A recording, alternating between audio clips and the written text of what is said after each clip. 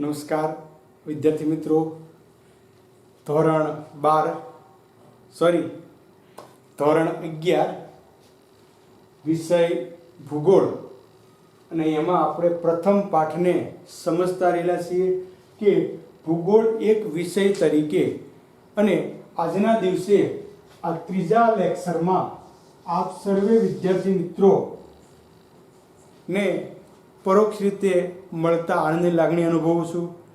વિદ્યાર્થી મિત્રો, આપણે બીજા પીરિયડમાં વાત કરી હતી ભૂગોળ એક વિદ્યા શાખા તરીકે, કે ભૂગોળને મારે એક વિદ્યા શાખા તરીકે મૂલવવાની છે. તો એમાં વાત થઈ હતી કે ભૌગોલિક તથ્યો કે બે કરતાં વધારે ભૌગોલિક તથ્યોમાં રસ દાખવે છે, અને આપણે પંજાબ, હરિયાણાની સાથે કેરળ અને તમિલનાડુ એટલે ઉત્તરના રાજ્યો સાથે દક્ષિણના રાજ્યોની બાબતની ચર્ચા કરી કે બંનેના કૃષિ પ્રારૂપમાં ફેરફાર, ભિન્નતા જોવા મળે છે. તો એની પાછળના કયા કારણો હોઈ શકે એ બાબતે આપણે વિસ્તૃત ચર્ચા કરી. હવે આજે આપણે ભારત અને વિશ્વમાં કયા ભૂગોળવિદોએ કઈ બાબતની જાણકારી માટે અથવા એના માટે પ્રયત્નો કર્યા છે એ બાબતની ચર્ચા કરીએ. તો ભૂગોળ વિષયને સૌથી વધુ પ્રચલિત બનાવનાર મોટા ભાગના ભૂગોળવિદો ભારત, ચીન, અરબસ્તાન અને ગ્રીસ વગેરે દેશોના હતા. એટલે ભૂગોળ વિષયને સૌથી વધુ મહત્વ કોઈ આપ્યું હોય અથવા એને વધુ પ્રચલિત કોઈ દેશીઓ બનાવ્યો હોય તો એમાં મોટા ભાગના ભૂગોળવિદો જે છે એશિયાઈ હતા. અને જે પૈકી આપણે જોયું કે ભારત, ચીન, અરબસ્તાન અને ગ્રીસ વગેરે દેશોના હતા. અને આપણા ભારતીય સંસ્કૃતિ પ્રમાણે આપણે જોઈએ છીએ કે ભારતમાં છેક પુરાતન કાળથી પ્રાચીન વેદો, આપણા અપૌરુષેય વેદો જેને આપણે કહીએ છીએ હિન્દુ સંસ્કૃતિનું ઘરેણું કહી શકાય, આવા વેદો, પુરાણો, 18 આપણા પુરાણ છે, ત્યાર પછી અરણ્યકો, બ્રાહ્મણ ગ્રંથો, મહાભારત, રામાયણ, આ તમામ ગ્રંથોમાં આપણે જોઈએ તો ભૌગોલિક વર્ણનો આપણને એમાં જોવા મળે છે. એટલે ભારતે તો ખૂબ પ્રાચીન કાળથી ભૌગોલિકતા સ્વીકારેલી છે, ભૂગોળના વર્ણનો લખેલા છે. આ તમામ ગ્રંથો આપણે કહી શકીએ કે ભારતના કયા ગ્રંથોમાં ભૌગોલિકની માત્રાઓ વર્ણવેલી છે. તો આપણે કહી શકીએ કે પ્રાચીન વેદો, પુરાણો, આરણ્યકો, બ્રાહ્મણ ગ્રંથો અને આપણા 2 મહાકાવ્યો મહાભારત અને રામાયણના ગ્રંથોમાં આ બધી વાત વર્ણવેલી છે. સાથે સાથે અથર્વવેદ, આપણો જે વેદ છે 4 વેદો પૈકીનો એક વેદ, અથર્વવેદમાં પૃથ્વી અને તેના લક્ષણો અને માણસ વસ્તી અંગેની ચર્ચા કરવામાં આવી છે. ઋગ્વેદ, સામવેદ, અજુર્વેદ અને અથર્વવેદ. તો અથર્વવેદમાં આપણે ભૂગોળની જે બાબતો છે, પૃથ્વી અને તેના લક્ષણો, કઈ રીતની પૃથ્વી છે અને માનવ વસ્તી અંગેની વિગતે ચર્ચા અથર્વવેદમાં કરવામાં આવી છે. આ પણ પ્રશ્ન આપણે નોટ કરવા જેવો છે કે પૃથ્વીના લક્ષણો કયા વેદમાં વર્ણવેલા છે, અથવા માનવ વસ્તી અંગેની ચર્ચા કયા વેદમાં કરવામાં આવી છે. તો અથર્વવેદમાં એની ચર્ચા કરવામાં આવી છે. સાથે સાથે ઈસવીસન પૂર્વે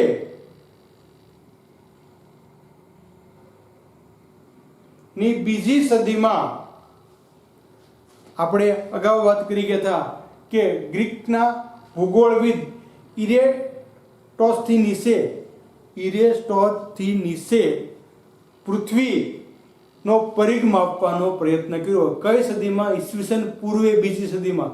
મેં તમને ગઈકાલે સ્પષ્ટતા કરી હતી કે આ 2000 વર્ષ, 2020 આ છે અને 2 બીજા ગણો એટલે ઈસવીસન પૂર્વે એટલે 2022 વર્ષ પહેલા ગ્રીસનો જે ભૂગોળશાસ્ત્રી છે ઇરેસ્ટોથીનીસે પૃથ્વીનો પરિઘ માપવાનો પ્રયત્ન કર્યો હતો.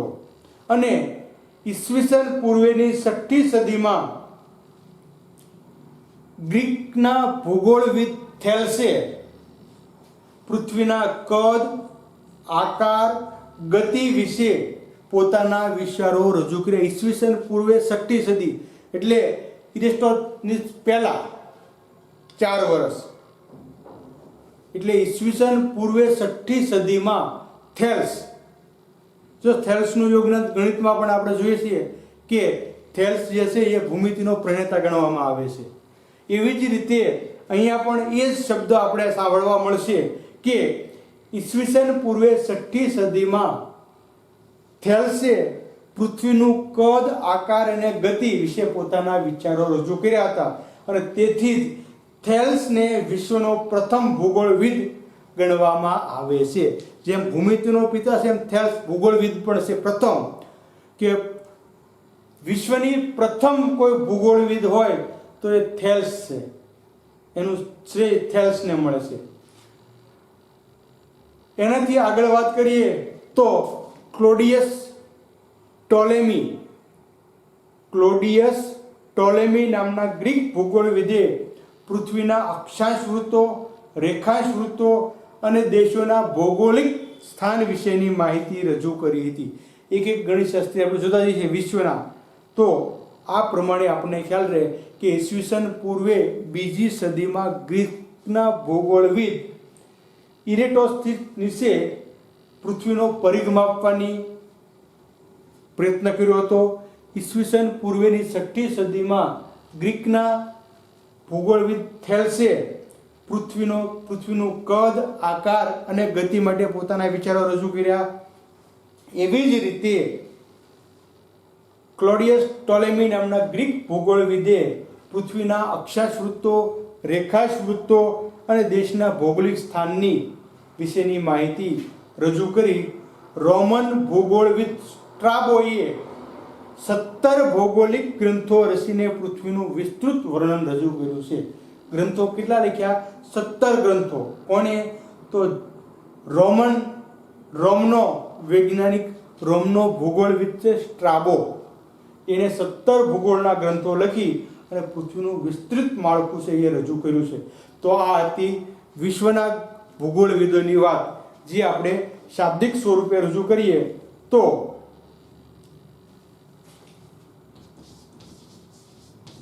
ભૂગોળ વિષયને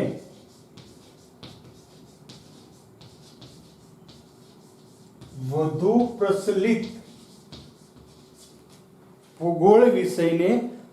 પ્રચલિત બનાવનાર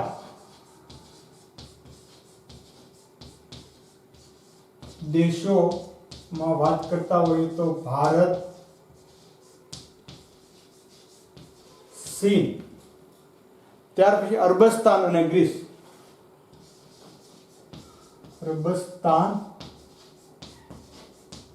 ગ્રીસ. આ 4 દેશોએ ભારત ભૂગોળને જે છે એ વધુ પ્રસ્થાપિત કર્યો છે. સાથે સાથે ભારતીય સંસ્કૃતિની વાત કરતા હોઈએ તો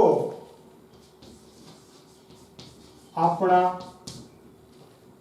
પૌરાણિક પ્રાચીન વેદો,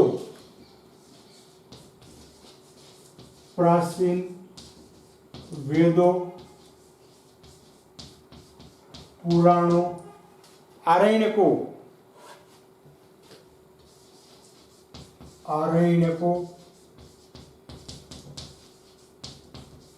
બ્રાહ્મણ ગ્રંથો,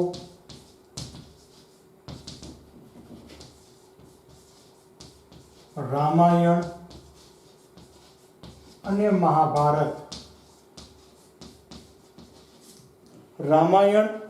મહાભારત. ગ્રંથોમાં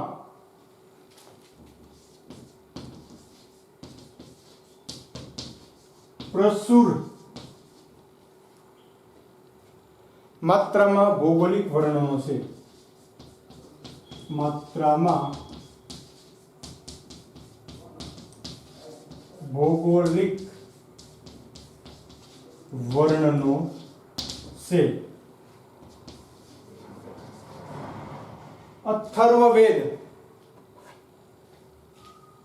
અથર્વવેદમાં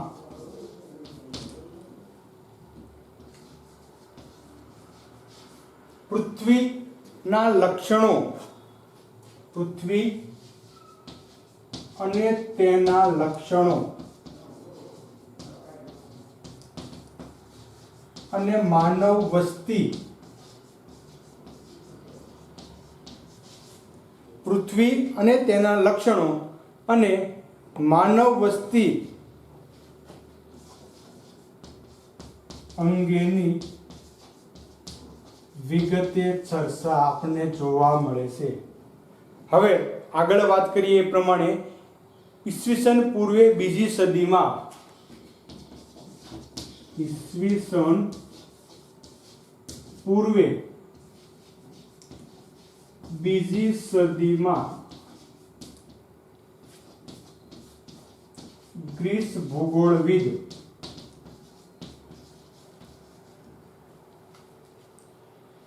ઇરેટોસ્થીનીસે પૃથ્વીનો પરિઘ માપવાનો પ્રયત્ન કર્યો.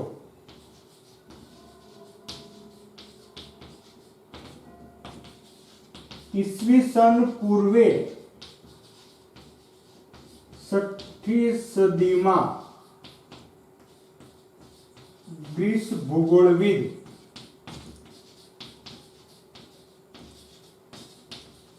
થેલ્સે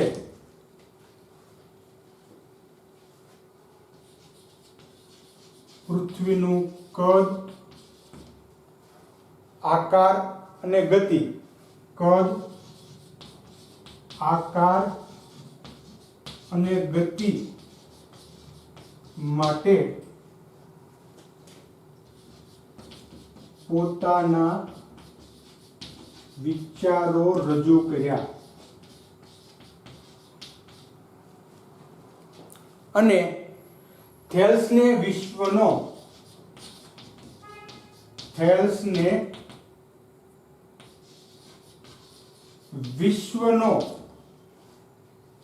પ્રથમ ભૂગોળવિદ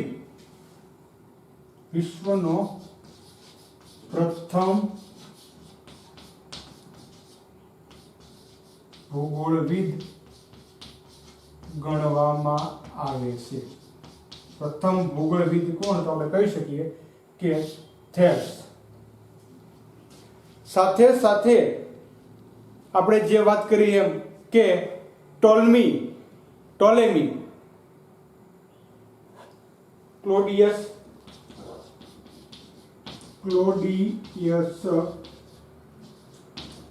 ટોલેમી એ અક્ષાંશ વૃત્તો, રેખાંશ વૃત્તો, અક્ષાંશ વૃત્તો, રેખાંશ વૃત્તો અને ભૌગોલિક સ્થાન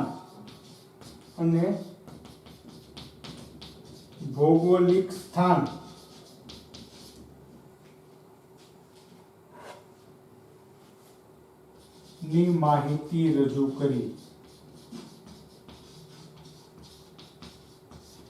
અને છેલ્લે સ્ટ્રાબોએ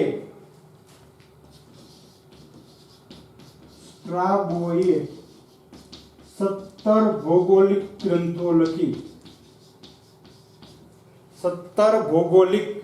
ગ્રંથો રચીને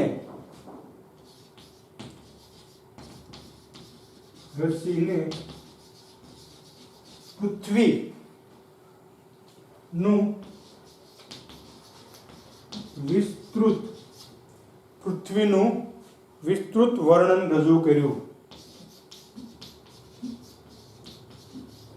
17 ભૌગોલિક ગ્રંથો લખી અને પૃથ્વીનું વર્ણન રજૂ કર્યું. તો આ રીતે વિશ્વના ભૂગોળવિદોએ ભૂગોળની શાખાને વિકસાવવા માટે પોતાનું યોગદાન આપ્યું. ભારતની આપણે વાત કરીએ તો ભારતના આર્યભટ્ટે સૂર્યમંડળ અંગે જો આર્યભટ્ટ ગણિતમાં પણ આવે છે, આપણને ખબર છે કે શૂન્યની શોધ આર્યભટ્ટે કરી હતી, એટલે આર્યભટ્ટનું સ્થાન ભૂગોળવિદમાં પણ છે. તો આર્યભટ્ટે સૂર્યમંડળ અંગે વરામિહિરે પૃથ્વીના વ્યાસ સંબંધી વિગતો રજૂ કરી. જો દરેક ભૂગોળવિદની આપણે કઈ વસ્તુ રજૂ કરી યાદ રાખવાની છે, તો આર્યભટ્ટે સૂર્યમંડળ વિશે, વરામિહિરે પૃથ્વીના વ્યાસ સંબંધી વિગતો રજૂ કરી, ભાસ્કરાચાર્યે ગુરુત્વાકર્ષણ સંબંધી માહિતી આપી અને બ્રહ્મગુપ્તે ખગોળ અને જ્યોતિષ વિષયક અંગેની ગ્રંથોની રચના કરી. તો આ હતા ભારતના ભૂગોળવિદો. આર્યભટ્ટ સૂર્યમંડળ સાથે સંકળાયેલા છે, વરામિહિરે વ્યાસ સંબંધી માહિતી રજૂ કરી, ભાસ્કરાચાર્યએ ગુરુત્વાકર્ષણ બળ સંબંધિત માહિતી આપી અને બ્રહ્મગુપ્તે ખગોળશાસ્ત્ર અને જ્યોતિષશાસ્ત્રના ગ્રંથોની રચના કરી.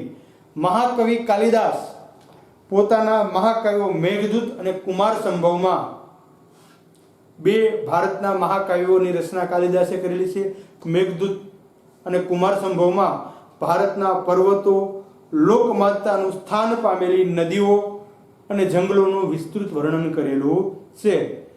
ઇબન બતુતા નામના અરબ ભૂગોળવિદે ભારતની મુલાકાત લઈ અહીંની ભૂમિ અને લોકજીવન અંગેની માહિતી રજૂ કરી છે. જો અરબનો ભૂગોળવિદ છે, બરોબર, ઇબન બતુતા, એણે ભારતની મુલાકાત લીધી અને ભારતની ભૂમિ અને લોકજીવન અંગેની માહિતી છે એ રજૂ કરેલી છે. આ રીતે ભારતના ઘણી ભૂગોળવિદોનો પણ આપણને એમાં ફાળો જોવા મળે છે. 18મી સદીમાં વિશ્વના મહાન મુસાફરોએ નવા જળમાર્ગની શોધ કરી.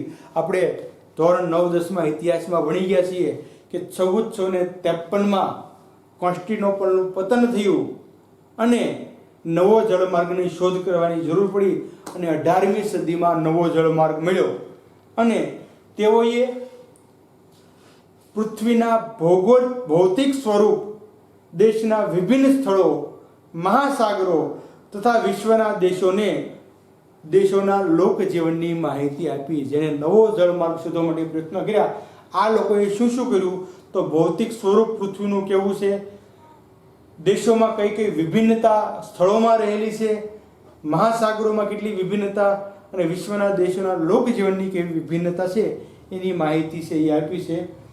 જર્મનીના એવી હનબોલ્ટ, કાર્લ રિટર, ઇમેન્યુએલ કાન્ટ અને ફ્રેડરિક રેઝલ્ટે મહાન ભૂગોળવેત્તાઓએ ભૂગોળના વિષયનું વિચારો પ્રસ્થાપિત રજૂ કર્યા અને આધુનિક ભૂગોળનું સ્વરૂપ યુરોપ ખંડમાં તૈયાર થયું. જર્મનીના ભૂગોળવિદોએ જે ફાળો આપ્યો અને તેના પરિણામ સ્વરૂપ આધુનિક ભૂગોળનું સ્વરૂપ છે એ યુરોપ ખંડમાં તૈયાર થયું. જેમાં પ્રાકૃતિક તત્વોને પ્રાધાન્ય અપાયું. આપણે જે બે તત્વો છે, પ્રાકૃતિક તત્વો અને સાંસ્કૃતિક તત્વો, એમાં પ્રાકૃતિક તત્વોને પ્રાધાન્ય આપવામાં આવ્યું છે.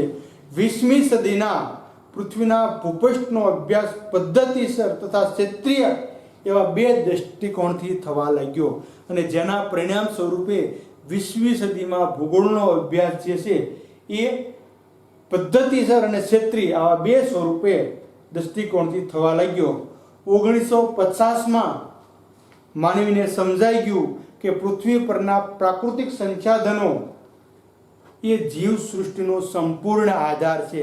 1950માં લોકો કુદરતી સંસાધનોનું મહત્વ સમજ્યા કે આ કુદરતી સંસાધનો એ જીવ સૃષ્ટિનો સાચો આધાર છે, એટલે એને બચાવવા એ જરૂરી છે. 1950માં આ વાત સમજવા લાગ્યા અને પ્રાકૃતિક સંસાધનોનો વિવેકપૂર્ણ ઉપયોગ થાય આવી સમજ આપવા લાગ્યા. જ્યાંથી એને સમજાયું કે માણસની સભ્યતા માટે અથવા માણસના જીવ સૃષ્ટિ માટે પ્રાકૃતિક તત્વોનું મૂલ્ય શું છે આ સમજ્યા, એટલે પ્રાકૃતિક તત્વો, પ્રાકૃતિક સંસાધનોનો વિવેકપૂર્ણ ઉપયોગ થાય આ માટે સમજ આપવા લાગ્યા. અને 21મી સદીમાં ભૂગોળ અને માનવ ભૂગોળ બંનેને લગભગ એક સરખું મહત્વ મળ્યું. ત્યારથી બંને સમકક્ષ બન્યા.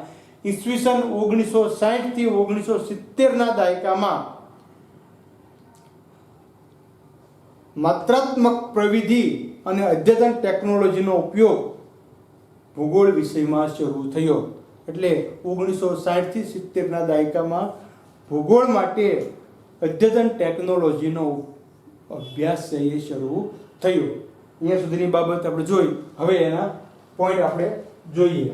આ વિશ્વના ભૂગોળવિદોની ચર્ચા કર્યા પછી ભારતના ભૂગોળવિદોએ કઈ રીતે યોગદાન આપ્યું છે એની વાત આપણે નોટ કરી લઈએ.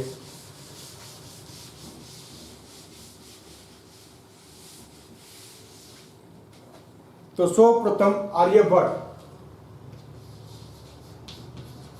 આર્યભટ્ટે સૂર્યમંડળ સંબંધિત માહિતી અંગે વરામિહિર કે પૃથ્વીના વ્યાસ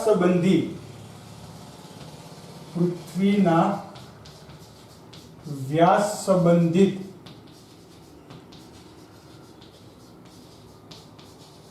માહિતી રજૂ કરી. સાથે સાથે આપણે વાત કરીએ છીએ કે ભાસ્કરાચાર્યે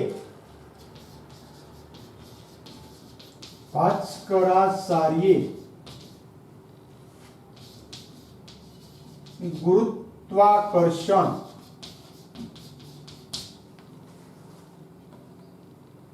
સંબંધિત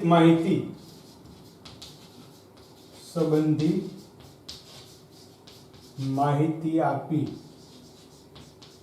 અને ખગોળવિદ આપણા જે છે બ્રહ્મગુપ્તે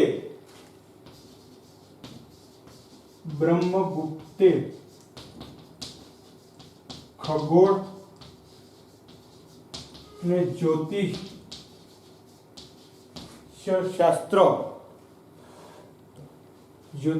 વિષયક ગ્રંથો રચ્યા.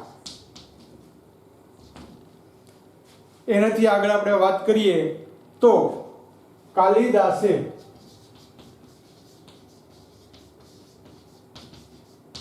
પોતાના મહાકાવ્યો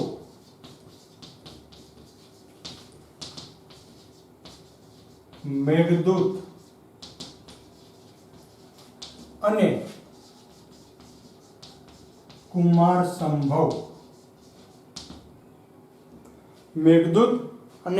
સંભવ માં ભારતના પર્વતો, લોકમાતા સમાન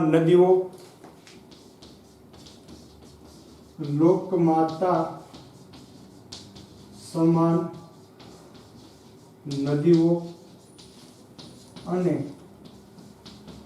જંગલોનું વર્ણન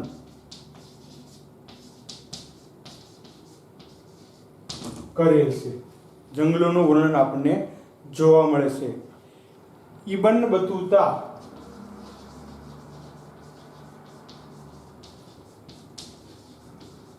અરબ ભૂગોળવિદે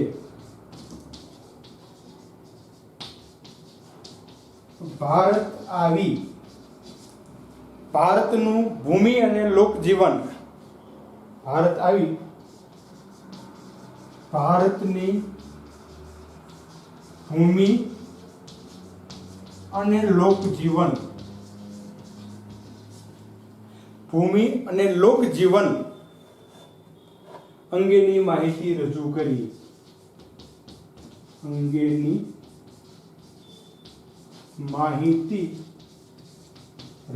કરી. તો આ હતી ભારતીય ભૂગોળ વિજ્ઞાનની ચર્ચા.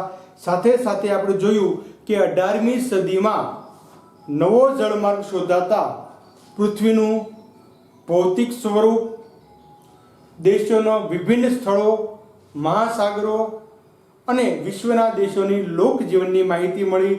જર્મનના એવી હનબોલ્ટ, કાર્લ રિટર, ઇમેન્યુએલ કાન્ટ અને ફ્રેડરિક રેઝના ભૂગોળ દ્વારા પ્રસ્થાપિત ક્ષેત્રીય ભૂગોળ અને પદ્ધતિસરનો અભ્યાસ શરૂ થયો. અને આધુનિક ભૂગોળનું સ્વરૂપ જે છે એ યુરોપ ખંડમાં તૈયાર થયું. આ બાબતની આપણે ચર્ચા કરી છે.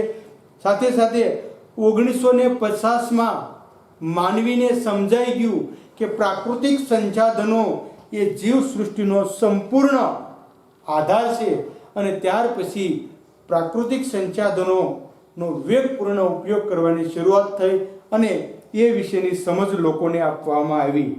21મી સદીમાં પ્રાકૃતિક ભૂગોળ અને માનવ ભૂગોળ બંનેને લગભગ એક સરખું મહત્વ મળ્યું અને ઈસવીસન 1960 થી 1970ના દશકામાં માત્રાત્મક પ્રવિધિ અને અદ્યતન ટેકનોલોજીનો ઉપયોગ ભૂગોળ વિષયમાં થયો.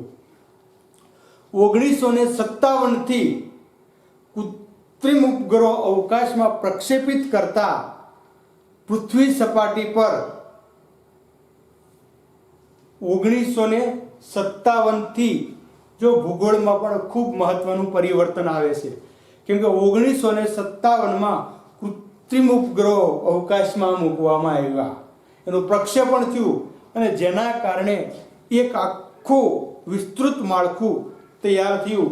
જે પૈકી આપણે જોઈએ તો કૃત્રિમ ઉપગ્રહોને કારણે પૃથ્વી સપાટી ઉપરના કે સપાટી નીચેના પદાર્થોના ફોટોગ્રાફ્સ લેવાનું શક્ય બન્યું. પૃથ્વી ઉપગ્રહોને કારણે પૃથ્વીની સપાટી ઉપરના કે સપાટી નીચેના ફોટોગ્રાફ લેવાનું છે એ શક્ય બન્યું અને જેના પરિણામ સ્વરૂપ ખનિજ ભંડારો અને જળ સ્ત્રોતોની માહિતી સહજ બની, સરળતાથી આપણને મળી કે પૃથ્વીના પેટાળમાં ક્યાં ખનિજો છે, ક્યાં ખનિજ સ્ત્રોત આવેલા છે, ક્યાં ખનિજ તેલ આવેલું છે. આ માહિતી સહજ રીતે ઉપલબ્ધ બની. કૃત્રિમ ઉપગ્રહના ભૌગોલિક માહિતી તંત્ર,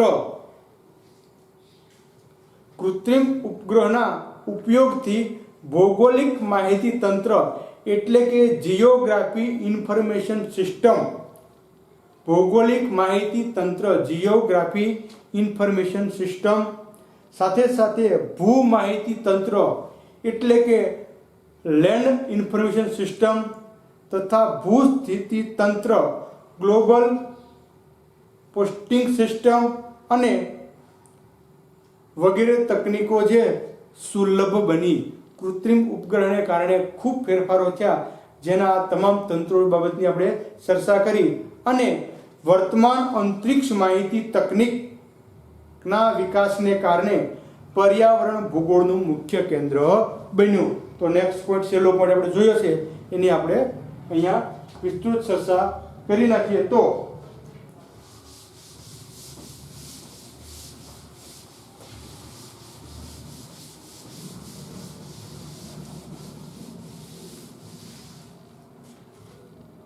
ઈસવીસન 1957માં કૃત્રિમ ઉપગ્રહો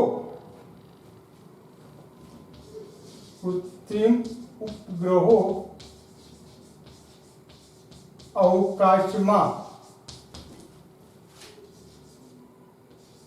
પ્રક્ષેપિત થતા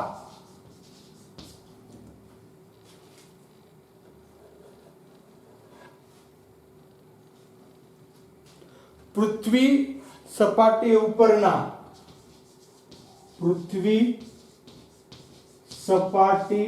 ઉપરના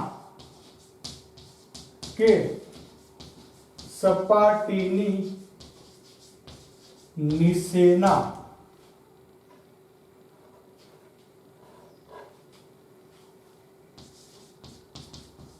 ફોટોગ્રાફ લેવાનું શક્ય બન્યું.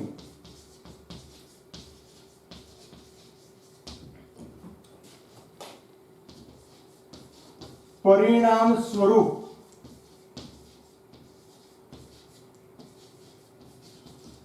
ખનિજો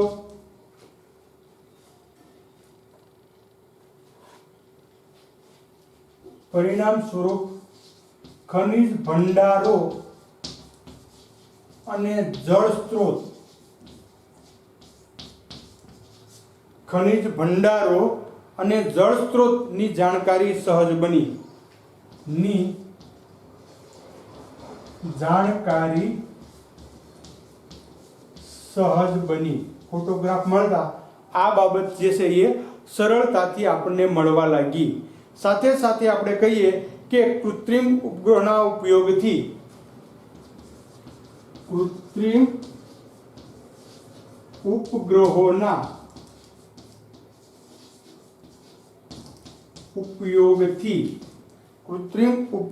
ઉપયોગથી આપણે ભૌગોલિક માહિતી તંત્ર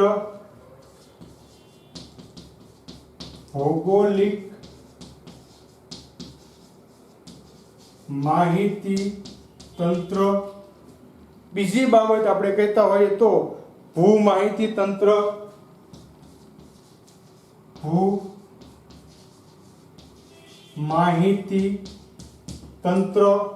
અને ભૂસ્થિતિ તંત્ર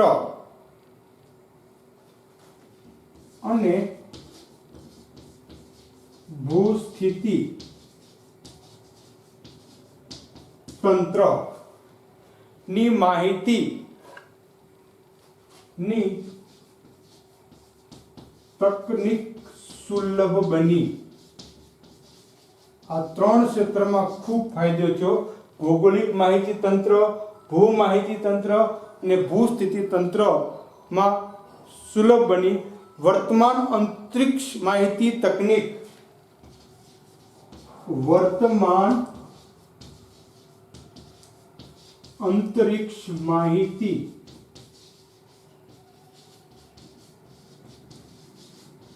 તકનીક વર્તમાન યંત્ર માહિતી તકનીકના વિકાસને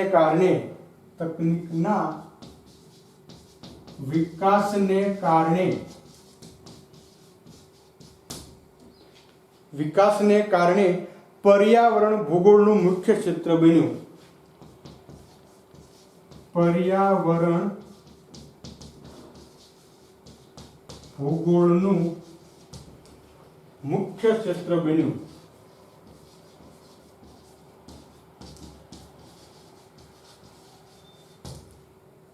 તો અહીંયા સુધી આપણે જોયું કે ભૂગોળ એક વિદ્યા શાખા તરીકે. તો આખી બાબત આપણે ફરી રિપીટ કરીએ તો આપણને તમામ બાબત સમજાશે કે ભૂગોળ એક વિદ્યા શાખા તરીકે જ્યારે આપણે વિકસાવી છીએ ત્યારે ભૌગોલિક તથ્યોની વ્યાખ્યા કાર્યકરણના સંદર્ભે રજૂ કરે છે અને એક કે એકથી વધારે ભૌગોલિક તથ્યો વચ્ચેના કાર્યકારણને સમજવામાં વધુ રસ દાખવે છે. જેમાં આપણે પંજાબ હરિયાણાની કૃષિ પ્રારૂપ અને કેરળ તમિલનાડુના કૃષિ પ્રારૂપની ચર્ચા કરી અને અંતે એવું નક્કી થયું કે એ માટેના રાજ્યોના મૃદાવરણ, વાતાવરણ, બજારોની માંગ, ખેડૂતોની આર્થિક સ્થિતિ અને કૃષિ વિષયક તકનીકનો ઉપયોગ કરે છે કે નહીં, આ તમામ બાબતો જોવી પડે. અને એના અનુસંધાને આપણે આગળ વધીએ કે ભૂગોળને એક વિષય શાખા, વિદ્યા શાખા તરીકે વિકસાવવા માટે, પ્રચલિત કરવા માટે મુખ્યત્વે ભારત, ચીન, અરબસ્તાન અને ગ્રીસના ભૂગોળવિદોએ મહત્વનું યોગદાન આપ્યું છે. અને ભારતમાં આપણે જોઈએ તો આપણા પ્રાચીન વેદો, પુરાણો, બ્રાહ્મણ ગ્રંથો, અરણ્યો, મહાભારત, રામાયણમાં પણ ભૂગોળનું વિસ્તૃત વર્ણન આપણને જોવા મળે છે. સાથે સાથે ઈસવીસન પૂર્વેની બીજી સદીમાં ગ્રીસના ગણિતશાસ્ત્રી ઇરેટોસ્થનીસે પૃથ્વી સંબંધિત પૃથ્વીના પરિઘ માપવાનો પ્રયત્ન કર્યો છે. ત્યાર પછી ઈસવીસન પૂર્વે 6ઠી સદીમાં થેલ્સ નામના ભૂગોળવિદે પૃથ્વીનું કદ, આકાર અને ગતિ વિશેની વિચારો રજૂ કર્યા. થેલ્સને વિશ્વનો પ્રથમ ભૂગોળવિદ ગણવામાં આવે છે. ભારતમાં પણ આપણે જોયું તો આર્યભટ્ટે સૂર્યમંડળ અંગે, વરામિહિરે પૃથ્વીના વ્યાસ સંબંધી વિગતો રજૂ કરી. સાથે સાથે ભાસ્કરાચાર્યે ગુરુત્વાકર્ષણની માહિતી આપી અને બ્રહ્મગુપ્તે ખગોળ અને જ્યોતિષ વિષયક અંગેના ગ્રંથો રચ્યા. મહાકવિ કાલિદાસે પોતાના 2 મહાકાવ્યો મેઘદૂત અને કુમાર સંભવમાં ભારતના પર્વતો, લોકમાતાનું સ્થાન પામેલી નદીઓ અને જંગલોનું વિસ્તૃત વર્ણન આપણને જોવા મળે છે. ઇબન બતુતા નામનો અરબ ભૂગોળવિદ ભારતની ભૂમિ અને લોકજીવન અંગેના વિચારો રજૂ કરે છે. 18મી સદીમાં નવો જળમાર્ગ શોધાતા આખી ભૂગોળની પ્રવિધિમાં ફેરફાર આપણને જોવા મળે છે કે જેના કારણે પૃથ્વીનું ભૌગોલિક સ્વરૂપ, દેશના વિભિન્ન સ્થળો, મહાસાગરો અને લોકજીવનની વિગતો મળી છે. જર્મનીમાં ભૂગોળવિદોએ ખૂબ મોટું યોગદાન આપ્યું છે અને જેના કારણે આધુનિક ભૂગોળનું માળખું યુરોપ ખંડમાં તૈયાર થયું છે. અને છેલ્લે આપણે 1957માં કૃત્રિમ ઉપગ્રહો પ્રક્ષેપિત થતા ક્યાં ફાયદા થયા કે ભૂગોળના અભ્યાસમાં શું એનું યોગદાન રહ્યું છે એ બાબતની ચર્ચા કરી અને આજના આપણા ત્રીજા લેક્ચરને અહીંયા વિરામ આપીએ છીએ. ફરી પાછા નવા પોઈન્ટ સાથે મળશું. ભૂગોળ એક સંકલિત વિદ્યા શાખા તરીકે અને એની બાબતનો અભ્યાસ આપણે નેક્સ્ટ પીરિયડમાં કરીશું.